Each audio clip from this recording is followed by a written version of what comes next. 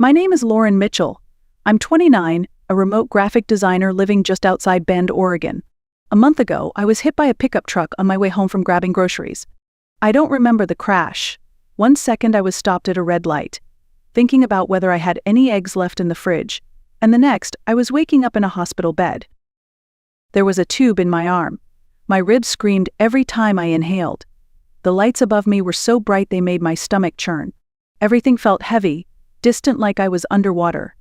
And just as I started to make sense of where I was, I heard my mother's voice. Not, "Oh my God, are you okay?" Not, "How are you feeling, sweetheart?" She said, "We need to get you discharged before this gets too expensive." I blinked, convinced I'd misheard her. Maybe it was the concussion. Maybe I was still dreaming. But no, she kept going. Said they couldn't afford hospital rates for a glorified nap. Told the nurse my cousin Zach could check on me. He's basically a doctor, she added. For context, Zach is a second-year med student who once asked if you could get rabies from touching a squirrel. The nurse gently explained I had a mild concussion, internal bruising, and possibly a cracked rib. She recommended I stay overnight for observation. Before I could even respond, my mother cut in, "We'll handle it. We're not paying for her to sleep." And the worst part, I didn't fight her. I didn't argue. I didn't even ask to stay. I just nodded and let it happen. Not because I believed she was right, but because, somewhere deep down, I had been taught for years that needing care made me a burden. So they wheeled me out that evening, still dizzy, still in pain, straight into the backseat of a car I could barely sit upright in, while my parents talked excitedly on speakerphone about their upcoming beach vacation. When we got home, they didn't help me unpack. They didn't ask if I needed anything. They just propped me up in the guest room, handed me a bottle of generic ibuprofen, and said, "Try to rest. We leave early." That was it. No meals prepared. No list of emergency contacts. No instructions. Not even a glass of water. The next morning, they were gone. I heard the sound of luggage wheels rolling down the hallway, the front door clicking shut, and then silence. I lay there, sore and stunned, barely able to lift my head, and they were already at the airport, probably joking about airline snacks and seat upgrades. A text came in that afternoon. It was from my mom. "Let us know if Zach stops by. He said he might swing through." Spoiler, he didn't. By the second night, I couldn't sit up without getting dizzy. I had to crawl to the bathroom, literally crawl, because standing made the room spin. My body throbbed, and every breath felt like it might split something open inside me. I kept telling myself it was temporary, just a few days, just sleep it off. But deep down, I knew something was wrong. I reached for my phone and opened the rideshare app, planning to get myself to the ER. Then I saw it. My account balance, $6.74. I stared at it, confused, certain there had to be some mistake. I refreshed. Checked the transaction history. The savings account I'd been building for 3 years, every freelance project, every skipped vacation, every dollar I'd set aside to eventually move out was completely drained. Gone. The money didn't just vanish, it was transferred. Every last cent. And the transfer was authorized by my mother. She had access. I'd given it to her years ago, during a rough patch, just in case. I was 22. I thought I was being responsible. But now, she'd used it, without warning, without asking, while I was lying in bed, bruised, broken, and abandoned. And what hit me hardest wasn't just that they left. It was that they didn't even consider it cruel. In their minds, this was normal, efficient, responsible. In their eyes, I wasn't a daughter. I was an inconvenience with a PIN number. At first, I told myself it had to be a mistake. Maybe I misread the screen. Maybe the app glitched. I closed it and reopened. Same number, $6.74. I opened the transfer history. Each withdrawal was methodical, spaced out over 3 days, just small enough to avoid raising alarms. But the destination account? It wasn't mine, it was hers. My mother had quietly siphoned off every dollar while I lay in bed, unable to stand, unable to think straight. The money I'd earned. The future I'd been planning. My way out. I called her. She picked up on the third ring, cheerful and loud, as if she was poolside. "Hey, sweetie. Everything okay? Wi-Fi's a little spotty here." "Did you transfer money out of my savings?" I asked. There was a pause. Then, With the same calm voice she always used when explaining why I didn't need what I needed, she said, "Yes, I moved it. Don't freak out. Don't freak out." That was my entire savings. "I didn't take it," she said quickly. "I moved it to protect it. From you." I was stunned into silence. "Lauren, you just had a traumatic event. You're not thinking clearly. You'd spend it all trying to prove a point, or run off or something irrational. This is temporary. We'll put it back when you're better." Better. I opened my mouth, but no sound came out. My chest tightened. My ribs screamed. My body wasn't the only thing broken. Something deeper cracked in that moment, something I didn't know could break. I hung up without another word. 2 minutes later, a text came in. "I don't make this bigger than it needs to be. We love you. Talk soon." I stared at the screen as it dimmed and went black. And right then, I understood something I should have realized years ago. It wasn't about money. It was about control. About who got to decide what I needed, what I deserved, what counted as too much. They didn't forget me, they abandoned me. They didn't neglect me, they used me. And the worst part, they thought they were doing the right thing. That parenting meant prioritizing the family's comfort even if it meant sacrificing me in the process. I wasn't their daughter. I was their backup plan. Their emergency fund. The asset they could access and drain when things got inconvenient. And that was the moment I stopped feeling guilty and started planning my exit. You'd think that moment the empty bank account, the phone call would be the thing that broke me. But the truth is, the cracks had been forming for years. I'm the oldest of two. My sister Jenna is 5 years younger, and from the minute she was born, it was obvious she was the favorite. Not in some fairy tale evil stepmother kind of way, just subtle, consistent, quietly loud. When Jenna cried, someone always came running. When I cried, someone sighed. She got the new clothes, the themed birthday parties, the dance lessons. I got hand-me-downs and we'll see, which always meant no. I remember being 8 and falling off the swing set in our backyard. I landed wrong, cried out, and held my wrist. My mom said it was probably a sprain and told me not to be dramatic. I spent 2 weeks trying to write with my left hand before she finally took me in. It was a fracture. They slapped on a cheap brace, told me to be more careful next time. Meanwhile, when Jenna scraped her knee, it was a full-scale emergency antiseptic, Disney bandages, ice cream, and praise for being so brave. It was like that all through school too. I made the honor roll every semester quietly. Jenna passed a math test, and it was on the fridge for a month. I got a part-time job at 16. Jenna got her license and a new car. When I asked for therapy in college after a tough breakup and a rough semester, I got a lecture about being too sensitive. When Jenna wanted tutoring for chemistry, they paid $60 an hour without blinking. So I stopped asking. I learned to stay useful instead.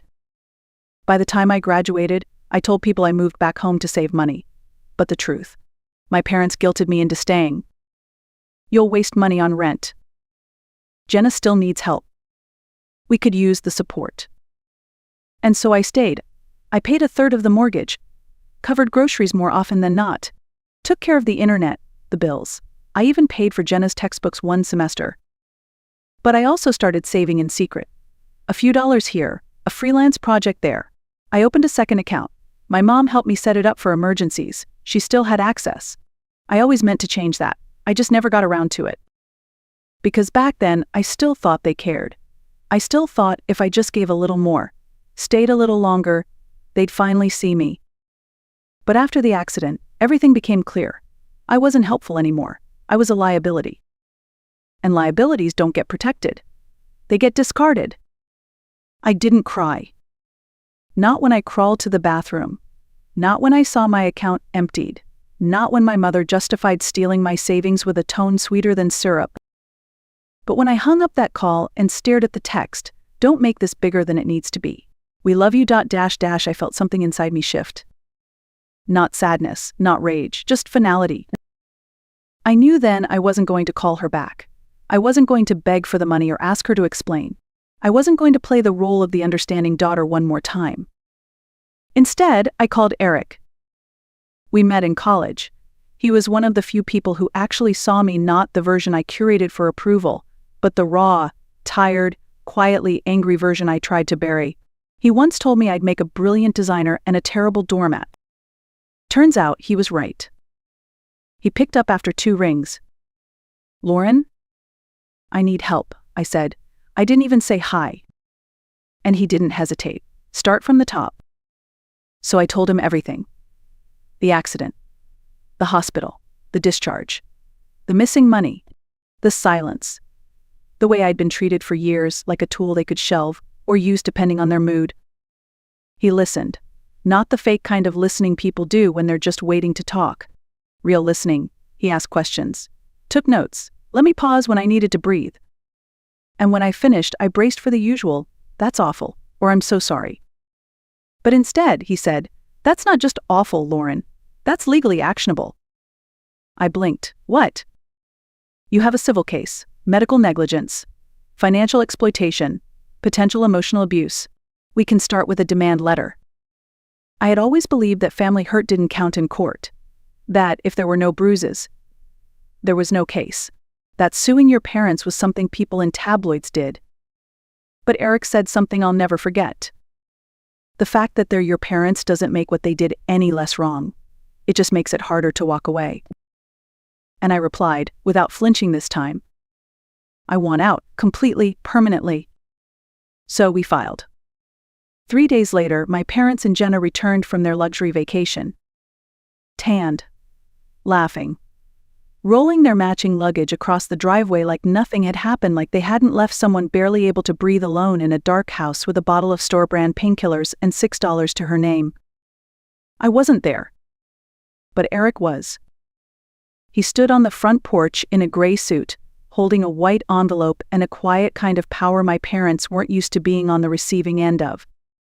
According to our neighbor Mrs. Bell, who watches everything from behind her living room curtains the moment they saw him, my mother's face dropped.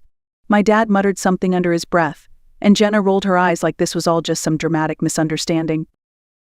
Eric said almost nothing. He handed over the envelope, gave them his business card, and walked away. Inside that envelope was a demand letter.